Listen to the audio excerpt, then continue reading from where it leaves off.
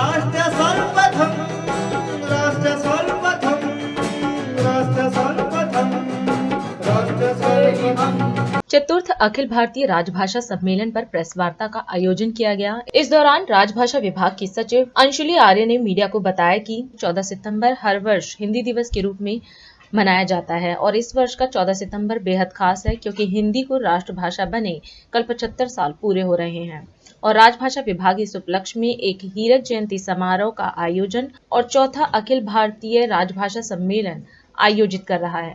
जैसा कि आप सब लोग जानते हैं, 14 सितंबर को हर वर्ष हम हिंदी दिवस के रूप में मनाते हैं और इस साल का 14 सितंबर हम सब के लिए काफ़ी महत्वपूर्ण है क्योंकि हिंदी को राजभाषा बने कल 75 साल हो रहे हैं और राजभाषा विभाग इस उपलक्ष्य में एक हीरक जयंती समारोह मना रहा है और चौथा अखिल भारतीय राजभाषा सम्मेलन आयोजित कर रहा है। इसके बारे में और विस्तृत जानकारी देने के लिए मंच पे मेरे साथ उपस्थित हैं राजभाषा विभाग की सचिव श्रीमती अंशुली आर्य। माननीय प्रधानमंत्री जी की प्रेरणा और माननीय गृह एवं सहकारिता मंत्री जी के प्रभावी नेतृत्व में राजभाषा विभाग गृह मंत्रालय इस वर्ष का राजभाषा हिंदी दिवस 2024 और चतुर्थ अखिल भारतीय राजभाषा सम्मेलन का आयोजन भारत मंडपम में कल और परसों कर रहा है। आप लोगों को बस थोड़ा सा याद दिलाना चाहूंगी कि स्वतंत्रता के समय एक राजभाषा अर्थात ऑफिशियल लैंग्वेज होनी आवश्यक थी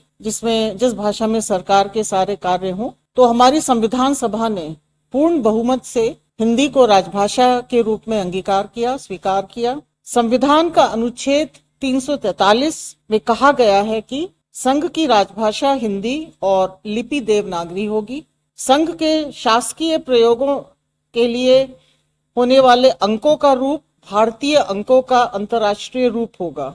संविधान निर्माताओं ने अनुच्छेद 351 जोड़ा है जो एक बहुत महत्वपूर्ण अनुच्छेद है। उन्होंने देश की सामासिक संस्कृति अर्थात कॉम्पोजिट कल्चर को भी ध्यान में रखा और उन्होंने ये कहा कि संघ का ये कर्तव्य होगा कि वह हिंदी का प्रचार प्रसार करे, उसका विकास करे ताकि वह भारत की सामासिक संस्कृति यानी कॉम्पोजिट कल्चर के सभी तत्वों की अभिव्यक्ति का माध्यम बन सके और उसकी प्रकृति में हस्तक्षेप किए बिना हिंदुस्तानी के 8वीं अनुसूची में दिए गए भाषाओं के प्रयुक्त रूप, शैली और पदों को आत्मसात करते हुए यानी कि जो हमारी भाषाएं हैं, क्षेत्रीय भाषाएं हैं, उनको भी आत्मसात करते हुए जहां आवश्यक हो वहां उसके शब्द भंडार के लिए शब्द ग्रहण करते हुए हम हिंदी की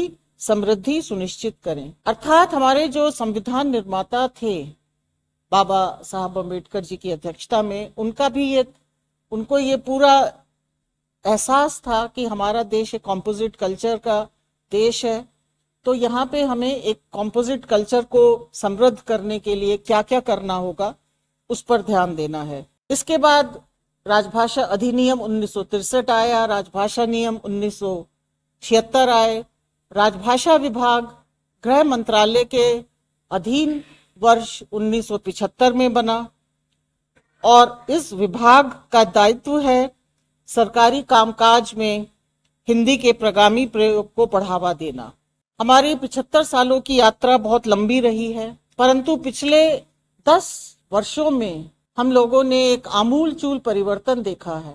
माननीय प्रधानमंत्री जी ने जो हमें 5 प्रण का लक्ष्य दिया और उसमें 2 प्रमुख रहे हैं, हमारी अपनी विरासत पर गर्व और गुलामी के चिन्हों से मुक्ति। इन्होंने हमारे मानो सोच को ही बदल दिया है। हम अपनी संस्कृति की महत्ता और विशेषता को जानना चाह रहे हैं, एक आम भारतवासी भी।